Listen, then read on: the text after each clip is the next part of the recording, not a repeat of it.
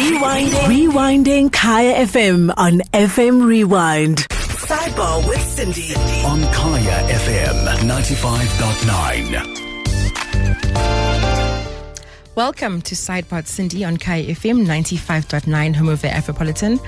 And Afropolitans, tonight's topic is a very important topic. We are speaking about mental health and mental wellness. And the question I'm asking you is, how are you coping with the national lockdown due to COVID-19?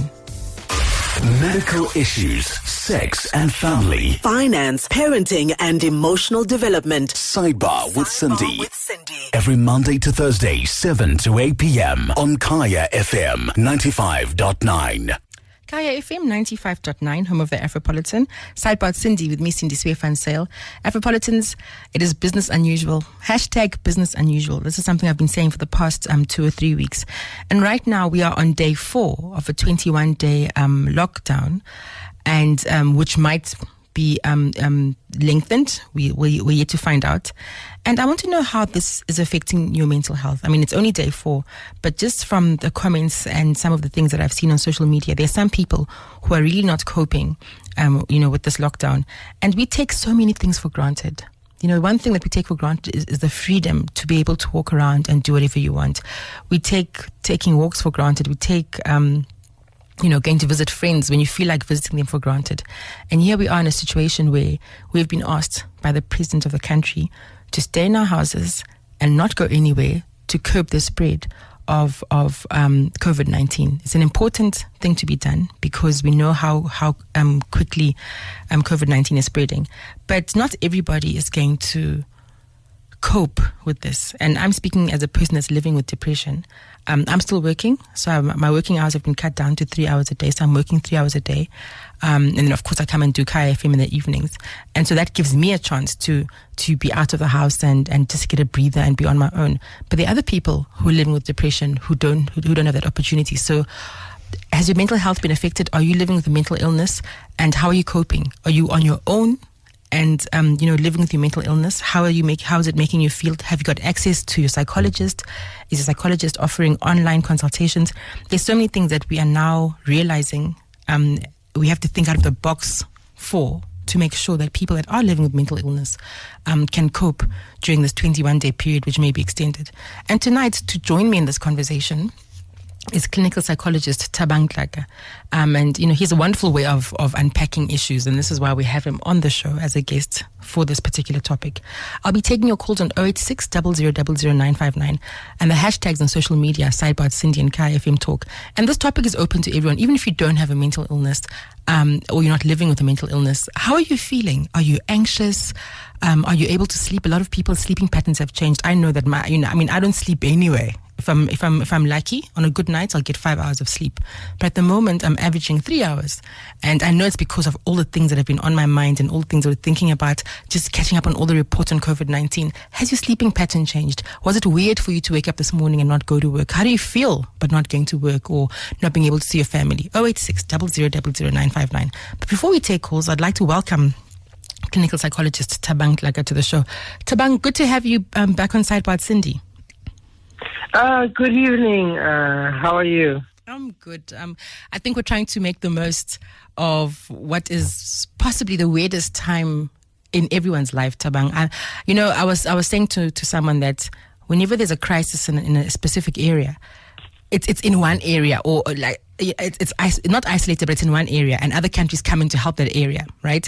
But in this particular case, we are all in trouble. We're all in the same boat. And it has me feeling very unsettled.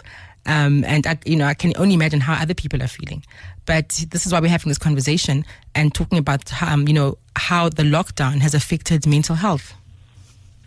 Yes, it's a very interesting time in human history that, all of us at the same time, as you alluded, are actually struggling with one thing, whereas, in the past when somebody had an issue, somebody has the energy to help. Now everybody's sort of focusing on themselves. So there are going to be consequences psychologically, that people feel drained. We know that mental health it becomes good when people have support. when you have interactions, when you have a structure. And then when that is disrupted, then somebody has to find almost a new normal to find things that anchor them so that they can go throughout their days properly. So it is a very interesting time and very unsettling for other people. And Thabang, when you speak about the new normal, I mean, I find that the thing that's keeping me going, I keep on thinking about life after the pandemic. So I've got a hashtag that after the Rona, right? And that's the only thing that keeps me going, is to just think, after this is over, I'm going to do this, I'm going to do that. And is that a good coping mechanism, to keep thinking of the future and hoping for the best? Yes, in fact, interesting that you should mention that. It's actually one of the techniques that people use in war. When people are fighting, one of the things that gets them through the rough, the tough, the bad, is that they think of home. They say, there will be a time I need to get home, I need to survive, I need to return back to base. So I think it's the German philosopher Friedrich Nietzsche, who had that quote about he who knows why can bear almost any how. So when you have that end goal in mind, when you have some sort of end point, you are able to take in a lot, because you say you're not so focused on what's happening now, but there's a time after this. So that does help people anchor psychologically into a different time.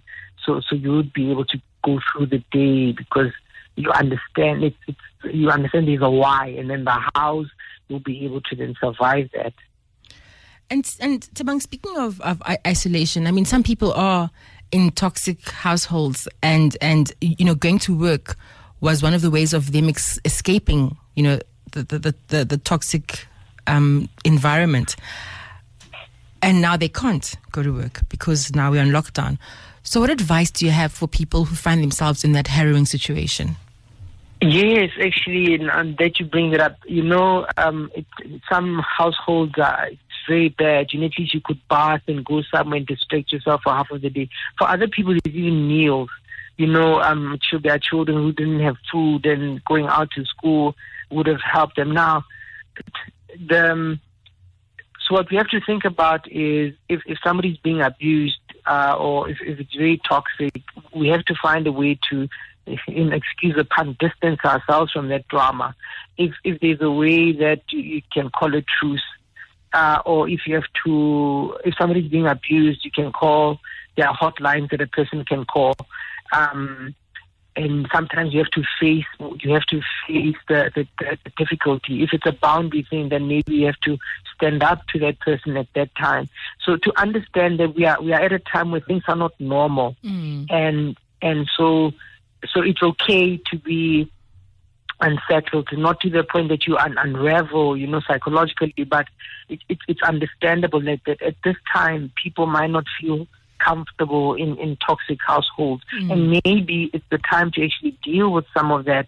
It's maybe time to focus on those conversations and deal with the stuff that makes you run away from home, because even after this point, and how long is a person going to run away from a space where they're supposed to be comfortable and happy and relaxed? So I just want to say, it is understandable that people might be unsettled. One might just try and call a truce, distance yourself, or face that situation. And I guess the facing of the situation will always be a difficult thing. But Afropolitans, if you have just tuned in, you're listening to Sidebar Sindi with me, Sindi van Zyl. And tonight's topic focuses on mental health and mental wellness. And I'm speaking about the impact that the national lockdown is having on mental health. Are you okay? Are you coping? If you're not coping, what is bothering you? Have you reached out to anyone? Please call us on 086 000959 and share your story. We have clinical psychologist Thabang Tlaka on the line. He's a great resource, and I love the way he breaks things down. So do call in and share your story with us. I mean, and I said earlier on in the show, when the show started, is that I'm living with depression. So there are times when I really need to be on my own, and I find that just driving to work, even though I'm working shorter hours, just driving to work and having time on my own gives me a chance to breathe and then come back and then continue with the life. Driving to here also gives me a chance, and that's I'm fortunate to be able to do that. But some of you might not be able to do that. So in the absence of that drive to work, or that drive to gym or that jog around your neighborhood? What are you doing? Have you found another way of coping? And is being online helping you? I know that social media has become a great refuge for many people, and they're finding comfort in talking to people in similar situations. 086 00 959. Give us a ring and let me know how you're coping, with your mental health during the lockdown. And Thabang, social media has played a very big role in helping people to connect with other people who are in the same situation as they are. I find that Twitter, there's a lot of support from strangers, people that we've never met, but sometimes we rally around each other in such a beautiful way and help each other through hard situations. Yes, actually, I'm actually enjoying Twitter. Some of the actually funny memes and the creative things that people are doing, and which reminds me of.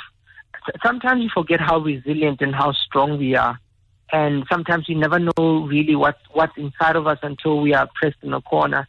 So, at a different time when people were going through hard times, they didn't have social media, they didn't have Netflix, they didn't have your DSTV, they didn't have things that could take them away, things that could connect them with people outside of their immediate spaces. So I think it does. There's a lot of support I've seen on Twitter. I think people are making jokes, people are having parties, people are just trying to make the best of a bad situation. I do think it does contribute. And then the other thing that's also observable is that social media sometimes it's quite negative, and that's what makes it run. But now people are a little bit kinder. People are more kind. People are more. I've noticed that too. Yes. Since the lockdown was announced, we've become a little bit kinder. Yeah, and I think it's that whole thing about when we have a common enemy, we become united, and I think that's what. There are always opportunities in a crisis, and we have this crisis, and part of, if we are being honest, part of what's happening is that we are learning to prioritize, to think about what is important, to be a little bit more kind, to see that there's a beautiful saying that I also like, which says, nothing human is foreign to me. To learn that other people, what happens to other people is also important to me. I'm affected by what happens to other people. So I do think the socials do help us, and we are a bit more creative, and we are a bit more connected in a way, because we understand we are all in this together. And Thabang, the constant feed of information around the COVID-19, it's spread. Oh, now it's in Gauteng, now it's in Western Cape, now it's in Limpopo. That also feeds anxiety. So what do you recommend we do to ensure that we don't get too caught up in that? It's important to stay up to date with current affairs, but sometimes it becomes overwhelming. So what do you recommend we do to just not get too caught up in that? A very important question, actually. So the brain actually does that very well, how we distract ourselves. When we pay attention, the way the brain protects itself is that it shuts out certain things. That's why we are not able to take all sorts of information at the same time.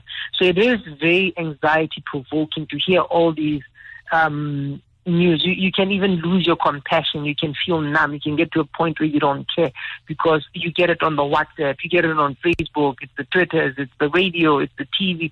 And so, and everybody is giving you all these information, so people can get to a point where it's numb. So the suggestion is limit the information that you listen to. Maybe pick sources that you want to listen to, and then get your updates, and then switch everything off.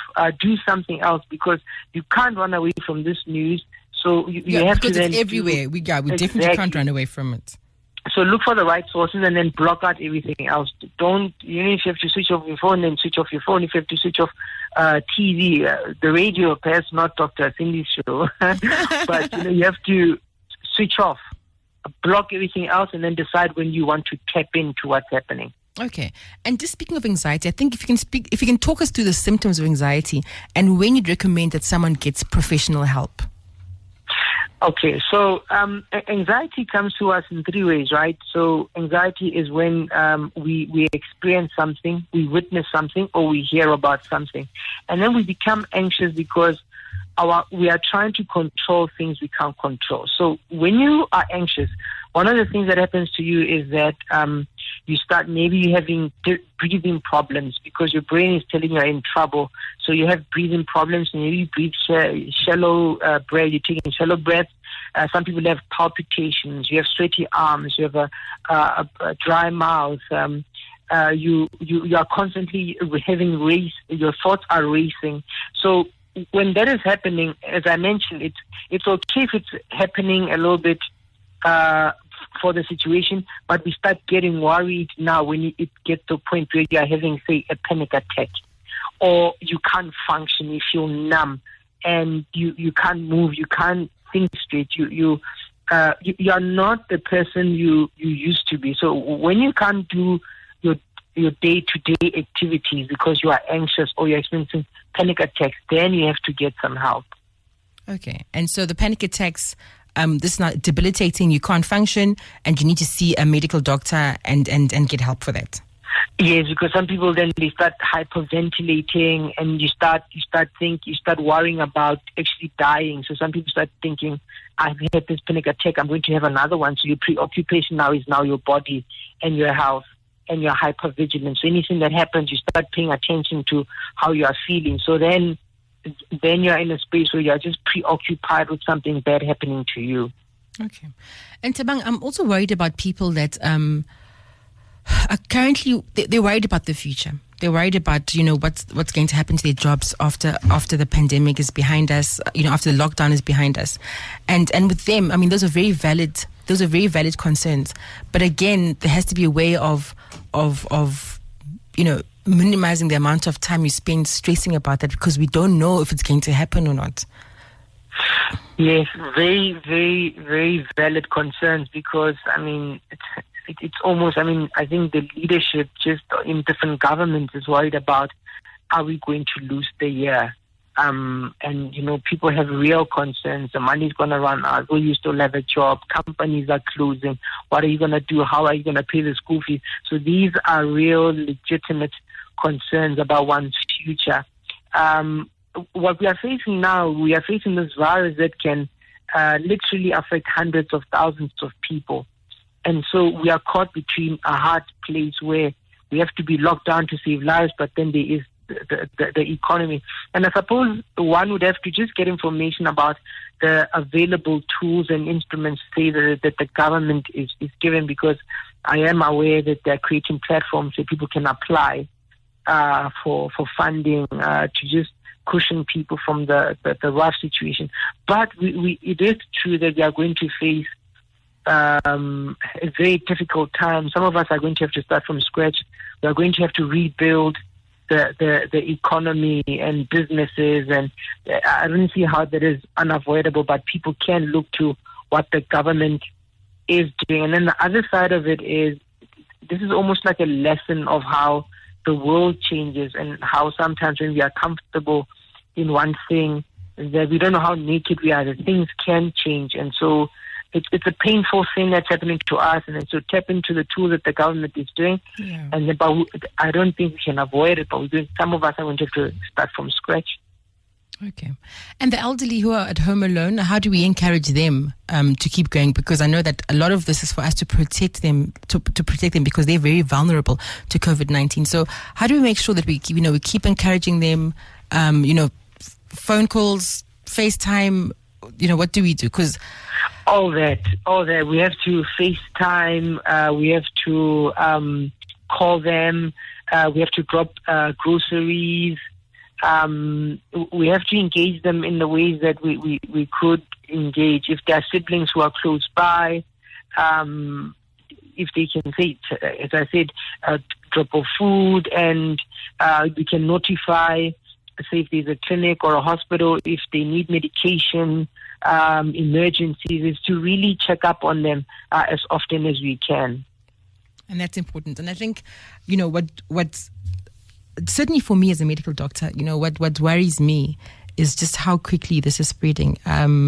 Each day when I look at the updates, and I try not to look at the updates too much, I'm limiting myself to once a day. Is that my heart, for the first few minutes when I'm reading these updates, my heart beats quickly, and then I calm down and I remind myself that we have a plan, we're in lockdown, and we're trying to curb it. I keep reminding myself that we have a plan, we're in lockdown, and we're trying to curb this. But it's I don't know, Thabang, it's a lot.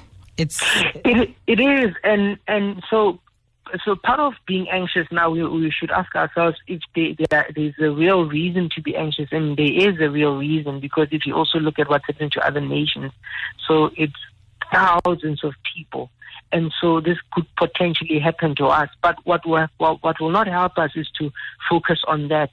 What will help us if we become more solutionist in our thinking and to ask the question, what has worked in other countries? What is it that they do? What is it that we can control? So our minds then go to the things that we can control. And what we can control is, right now we are being asked to stay in our houses. We are not being asked to go fight the war or, do things that hurt us. We are being asked to stay at home. We are being asked to wash our hands. We are being asked to keep some social distance. So if we can zone our minds and focus on the things that we can control, and then we'll take it day by day. And I think that if we do that, it won't be too overwhelming for our minds, because if you look at everything else, we'll just be crippled just by the idea of what's going to happen to us. Okay, Afropolitans, we'll continue this conversation right after this. Let the good doctor give you some expert advice. Sidebar with Sindi. Every Monday to Thursday from 7 to 8 p.m. on KhayaFM 95.9. Welcome back to Sidebar Sindi with me, Sindi van Zyl, Afropolitans. And tonight we're speaking mental health. I'm talking to Thabang Tlaka. He's a clinical psychologist. And we're speaking about the impact that the lockdown is having on your mental health. Are you living with a mental illness? And how are you coping during this 21-day lockdown? Are you living on your own? Have you gone to be on the lockdown with family? And are you able to access your therapist if you were in therapy? Because that's something else that needs to continue. Let us know on 086 00 00959. And even if you aren't living with a mental illness, all of us are feeling anxious about this. And how are you feeling? How are you coping? What have you decided to do to make sure that you're not overwhelmed by all the reports that are coming out? I mean, Uri on Twitter says, for my own sanity, as someone who lives alone, I have muted certain words and reduced my consumption of the news. My phone bill, on the other hand, shot up because I'm calling home more often. Social media humor, music, and work from home is keeping me sane. So what is your outlet? Is it music? Is it watching cartoons? Are you able to go out into the garden and look at the sun and keep sane? Call me on 086 00 00959. And just to let you know, Afropolitans, that if the president does make the announcement, we are going to be crossing over, because there has been a report that he's making an announcement sometime this evening, and if it happens during my show, we will be crossing over so that you can hear what the president of the country has to say concerning the 21-day lockdown. 086 00 00959. Let's continue the conversation. So Thabang, I want to know about people that are living with depression and were in therapy. I mean, I was in therapy for over 4 years, and at the beginning I saw my therapist on a weekly basis, and then from there I saw my therapist monthly, and then every 2 months, and so on.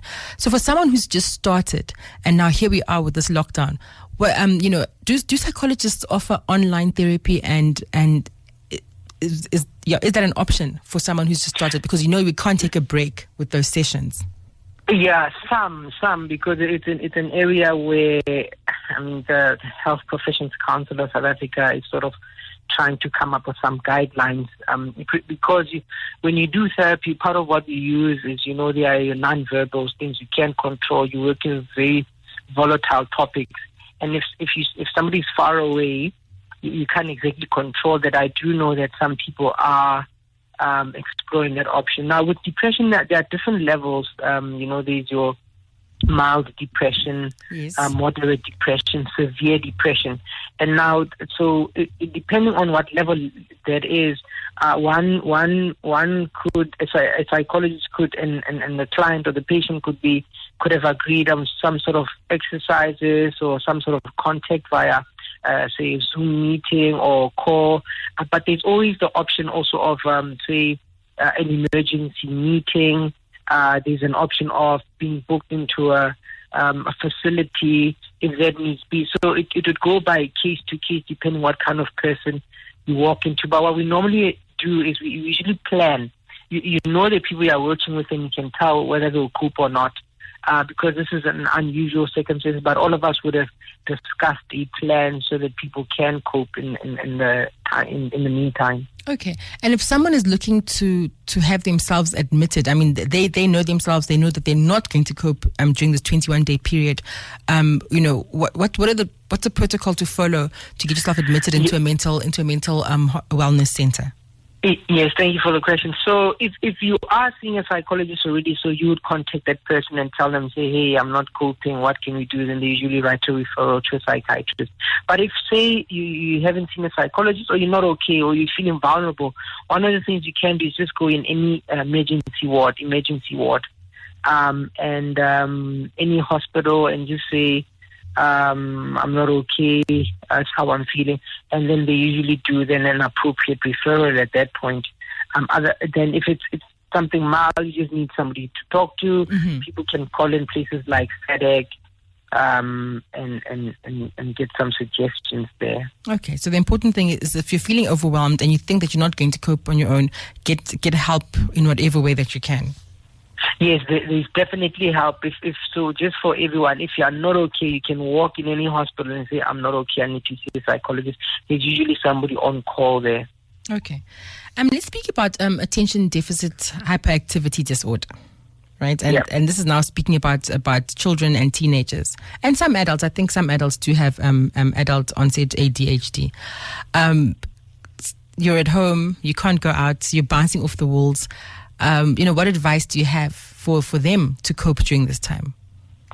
Yeah, so if we're talking about ADHD, hyperactivity and attention deficit disorder. So it's a continuum, it's a spectrum. So there are those people who are hyper. So they struggle more with, I can't keep still, I need to move, I'm distracted by the things that are happening. And then there's the other side where people just struggle with inattention. So they struggle to pay attention. So if your issue is movement, then what you might want to incorporate is what really works is usually having a structure. So one of the things we do with people who are hyper is we give them a structure, and then you might want to incorporate a movement. So moving your body, getting your body tired, that might mean you're going outside in the yard, working in the house, exercising. You have to do something with your body. And then you have to do something for your mind, maybe a specific project that you can work on in bits and pieces, because your concentration might not last that long. And then if you are then taking medication, you can then take your medication that has been given to you by a psychiatrist. But if you're in that situation, you probably need a structure will definitely help, and some sort of entertainment, things to distract yourself with. 086 0000 959 Afropolitans. We are speaking mental health, and I want to know how you're coping with your mental health during the lockdown. We have Mpilo calling us from Johannesburg. Hi Mpilo, and welcome to the show. Thank you, Cindy. So, hello? Yes, Mpilo, you're on air. So how is it going? How is it going for you? Cindy, this is not easy at all. I don't think people can say in any way they are coping, because everything is new. I mean, the novel virus is a new phenomenon, and I've never been in a house for 2 or 3 or 4 days. To imagine that this is just the 4th day and 21 more days to go, I even don't know what will happen thereafter. And I think there will be more suicide. People are not coping at all. I don't think the government has put in place ways to deal, in particular, about the psychological consequences of being confined to one place and hopeless thereafter. And below, so you're saying in your whole life you've never had to be in this situation? I've never, and I can't even imagine. I've been listening to various radios, communicating with others, but everybody is talking about statistics, crisis. There's nothing positive. And after that, there is no hope that after these 21 days, things will change for the better. Of course, we're trying to protect ourselves, but nobody knows for certain whether we will win the war. It's such a crisis, and I'm honestly not coping. I don't have any mental illness anywhere, but I can tell that I'm not coping. So who's around you that can support you?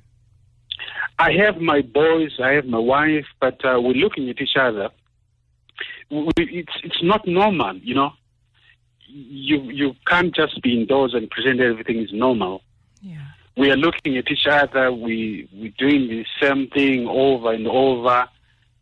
Everything it doesn't make sense at all. Yeah. Okay, let me ask Thabang Tlaka, the clinical psychologist who's our guest, just to respond to that. Thabang, Mpilo is being very honest about the situation and how he's coping.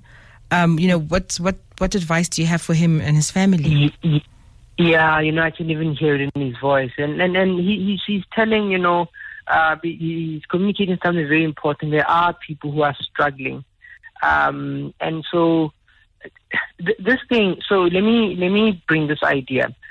So part of what's happening, so we have two options, right? So one of the options is, say our president tells us, no, okay, because people can't cope, let's all return to work and do that. The result would be that hundreds of thousands of people will get infected, and then there are deaths. Yeah. So we are now faced with, we stay in the house, we help some lives, or we go out, we feel better, but hundreds and thousands of people either get sick or some people die. And so we are really in between a hard and a rock place. The thing that might help people like Mpilo is to, we have introverts and extroverts. Yes. And extroverts are usually people who are energized by the environment. So they feel more energized by going out, connecting with others. They need different energies. But there are people who this thing is almost like heaven for them because maybe you're a reflective kind of person. You actually stay in your house. Actually, people bother you. And so that there are people who are actually making the most of this because then they are either reading, writing, because that's how they are wired. But then there are people who are having a terrible time. And then there's a group of people who are indifferent. So I just wanted to bring that idea. But one of the things that might help us is to pace ourselves. Yes, it's 21 days. We have examples of people who, I used to work in the military. And one of the things I used to find interesting was the guys in the Navy and how they would go in submarines and they would go away for like 6 months. Or people, and so, but they get trained. So it is possible to train a human being to be able to survive, let's call them abnormal situations. We have people who, like in say Christian circles, people who go for 21-day fast. Yeah. And so that's something that they prepare. And so there are people who have never been imprisoned before, and then they get locked up, and somehow the mind gets used to. So what I'm trying to bring to our attention is that, yes, it is true that this is not normal, but we have to be strategic about it. So we have to plan. You break up the 3 weeks, and you say, I've got 3 weeks to survive. It's going to be difficult in the beginning. That's normally what happens when we start anything. It's difficult, but as you go into the days, it gets a bit better. It might get a bit worse when it's closer to the time. So my recommendation to people like Mpilo would be, you pace out the weeks. You say, maybe for this week, I'm going to focus on maybe say a specific project. I'm going to work on this business proposal. I'm going to read this book. I'm going to do the other week. Maybe I'm going to focus, say, maybe on my fitness or the relationships, or the other time, maybe I want to strategize for the rest of the year. So I think if you break down your mornings, your afternoons, your evenings, and then have specific projects, because when the mind has a task to do, it's not as easily rattled. But when we don't have things to do, it's very tiring. And then to remember that everything we start has an ending at some point. That's true. And so to just think about things like that, but I do want to acknowledge that it is difficult, but we are not living in a situation that's normal. So we have to do the best we can in this situation. 086 00959, taking more calls and your questions for clinical psychologist Thabang Tlaka. We are speaking about mental health, and we're speaking about the impact that the lockdown is having on mental health. We have Jacob calling us from Joburg. Hi, Jacob, and welcome to the show. Hi, Jacob. Okay, we've lost Jacob. Handsome is calling us from Cosmo City. Hi, Handsome, and welcome to Sidebar Sindi. Hi, Doctor. How are you? I'm fine, thank you. Well, I just wanted to say that, I'm from Zimbabwe. Yes. So I've been here for 4 weeks, and I've been inside. I haven't got a job yet. And then I've been here for almost over a month now, and then the president announced lockdown. So I've got another 21 days that I have to be inside, you see. And I don't want to lie. I mean, bad things have been happening. I got to a place where I'm traumatized. I was even crying today, just by myself. I'm thinking to myself, I cannot go back home because we all know the situation where I'm coming from. And now I'm here, and the economy is like this. So my contribution in the conclusion that I've come up to is that, you know what, I believe that this is the time that I have to believe that I have a maker, I have a creator who's looking and watching over me. If the Bible says that everything inside the world is his, it means the economy of South Africa is his as well. And the economy of Zimbabwe is his as well. So I'm just going to give it all to him. So I believe this is the time where we have to believe that there's a God. And we have to believe that we have a Savior. There's nothing more that we can do. That this is the point in time where we must know that Jesus Christ is our Savior, and that's what I've done for myself. And tell me, Handsome, are you keeping in touch with your family? Are you updating them every day on how you are? Does it help to talk to them? Yeah, today I called back home, and they're also on lockdown, and it's terrible because those people, they don't even have water. So my sister, I don't want to lie, Doctor. It's a terrible situation. For some of us, it's even worse than what people think. Other people are crying for. I'm not saying we differ, right? But it's difficult for some of us. They are on lockdown. They don't have food. They don't have water. I don't even know if they have soap. So I just called. I didn't have much time, and my brother talked to me. But it's a heavy situation. We are all just gazing towards heaven right now. Yeah, well, Handsome, I hope that everything works out. And as you said, Kungwana Matachete and Hope Kutimwari will sort everything out. Doctor, thank you so much. Okay. Taking more calls, Afropolitans. I mean, as you heard, that's a very sad call from Handsome, who's come to the country to find a job and start a new life. And now here we are in a 21-day lockdown, which may be extended. We don't know. And yeah, you could hear from his voice that he's quite anxious and he's far from family in a foreign country. And I really hope that everything works out for him. Jacob, we have Jacob back on the line. Jacob, welcome to the show. Hi, how are you, Jacob? I'm Jacob again. Hi, yes, no, welcome back. I have a concern, man. Our company forced us to work 21 days, but it's in mine inside. So I don't know what is the essential job, what is the essential person to work, or maybe I'm on the wrong platform or one media. I just want to find out the essential person, who is that essential person? The one who works with people read, the machine that for loading, is it the essential job, that one now? That's my first question. And the other thing, I don't know whether this company... Okay. Afropolitans, we are crossing over to the President's address.